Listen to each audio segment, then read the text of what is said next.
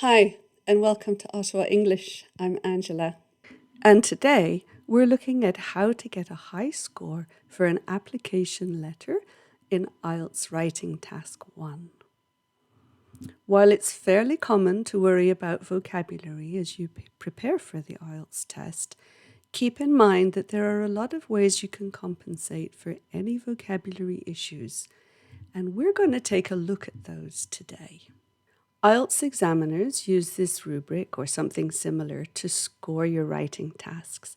And clearly, vocabulary isn't the only thing that they're looking at. It's just one of 4 categories. And even within that vocabulary category, there are several factors that contribute to your score.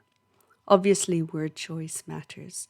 But this one here, a suitable use of words and phrases, means that you're flexible enough to find an alternative way to say something when you can't think of the exact word. This one here, a range of words and phrases, means that you don't just use the same word over and over again.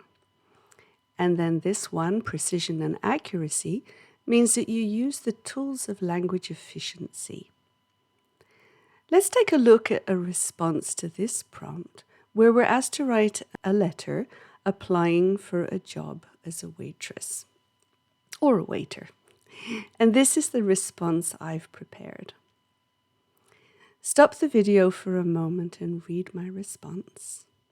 Okay, so for word choice, typically we would highlight our strengths, but you could equally well say bring or draw to your attention.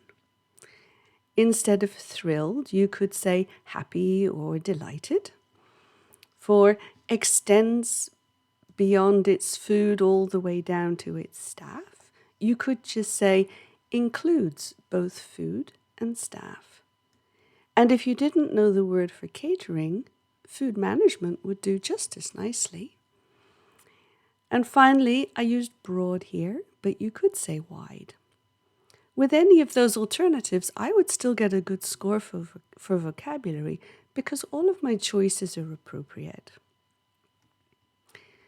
I get a good score for my range of suitable use of words and phrases from this in response to, enclosed, restaurant's authenticity, customer focused, be a good fit, and this very eloquent correlative conjunction, both lunch and dinner.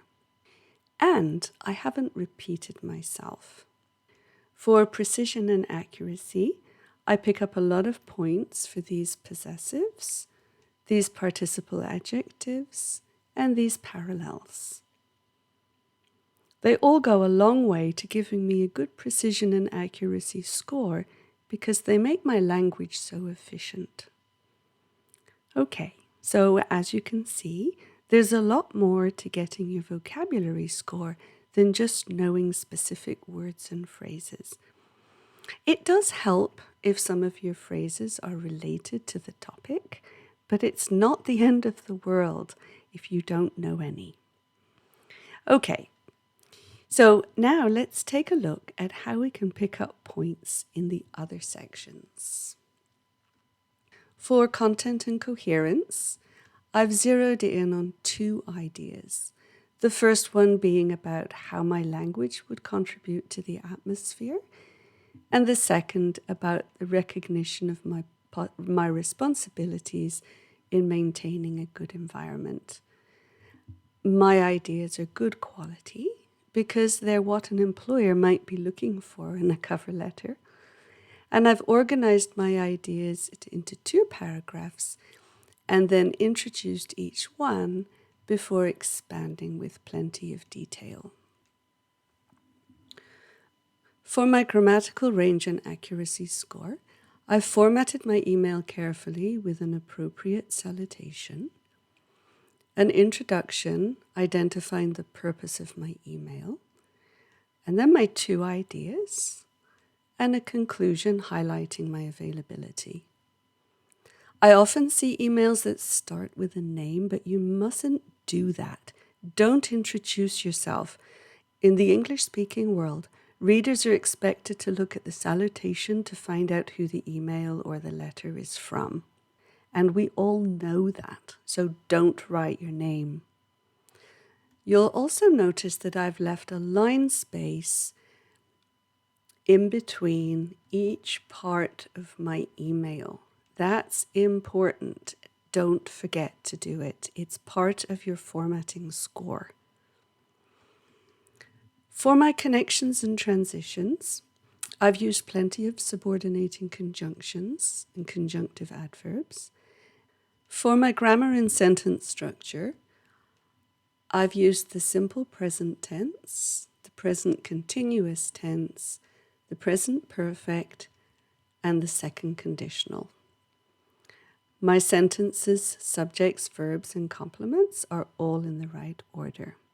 For my sentence variety, I've used reference or relative clauses, gerund and infinitive clauses, and a couple of correlative conjunctions. I've also got those subordinating conjunctions, those conjunctive adverbs, and the parallels that we talked about earlier. So the examiner can see that I'm very comfortable using my complex sentences and sentence variety to express myself.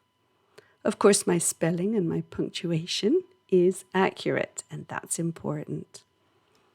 And now we get to the last section. Task fulfillment. My response is relevant and complete because it offers the reader a couple of good reasons to choose me to fill his vacancy. It's complete because it does everything the prompt asks me to do. The tone is appropriate because with all of these second conditionals, it's very polite. And it's the right length at about 200 words. I hope that's given you some ideas about ways you can pick up points for a good score, even if you don't have the world's best vocabulary. Thank you for watching. Best of luck. Bye-bye now.